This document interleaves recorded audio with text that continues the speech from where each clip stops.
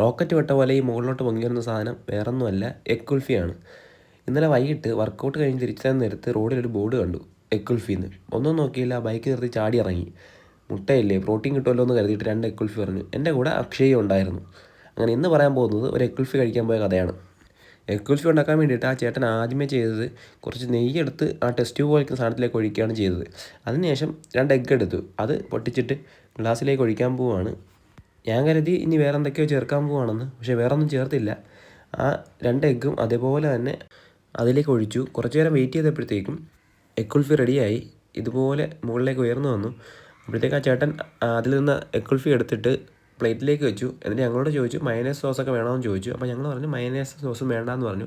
അപ്പോൾ അതിനകത്ത് ഉപ്പും കുരുമുളക് പൊടിയും മഞ്ഞപ്പൊടിയും ചേർത്തൊന്ന് റോൾ ചെയ്തിട്ട് ഞങ്ങളെ തന്നു. ഞാനെടുത്തിട്ട് നല്ലോണം ഒന്ന് റോൾ ചെയ്തിട്ട് കഴിച്ച് നോക്കി. ആവറേജ് ടേസ്റ്റേ ഉള്ളായിരുന്നു. 40 രൂപയായിരുന്നു ഒരെണ്ണം. അക്ഷയ് ഒരെണ്ണം വാങ്ങി. ആ എഗ്ഗൊന്ന് മിക്സ് ചെയ്തിരുന്നെങ്കിൽ കുറച്ചുകൂടി ടേസ്റ്റ് കണ്ടാനെ. എന്തായാലും അടുത്ത വീഡിയോയിൽ കാണാം. ബൈ.